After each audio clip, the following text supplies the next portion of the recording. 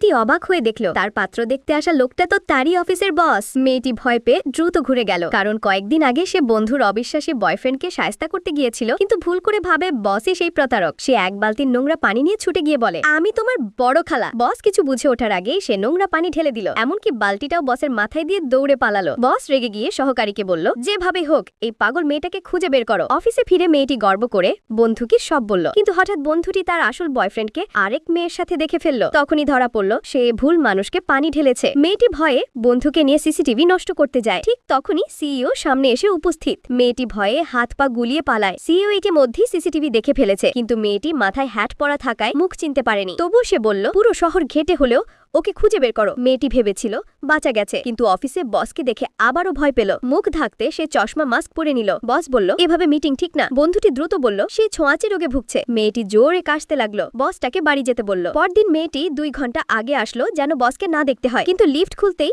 বস ভয়ে পিছিয়ে পড়ে মাটিতে পড়ে গেল। বস বলল, আমি মানুষ খাই না, উঠুন। মেয়েটি বাধ্য হয়ে সিইওর সাথে লিফটে উঠল। লিফটে দাঁড়িয়ে সে শুনতে পেল সিইও রাগ করে বলছে, গতকাল নোংরা পানি ঢেলায় আমার 10 লক্ষ টাকার ঘড়িটা নষ্ট হয়েছে। ওকে খুঁজে পেলেই ক্ষতিপূরণ দিতে হবে। ভয় মেয়েটির মুখ ফসকে আওয়াজ বের হয়ে গেল। সে দৌড়ে বন্ধুকে গিয়ে সব বলল। বন্ধুটি বলল, 1 লাখ জোগাড় করার উপায় আছে। এক ধনী শিলের বিয়ের বিজ্ঞাপন, অনেকেই আবেদন করছে। জায়গাটাও শহরের সবচেয়ে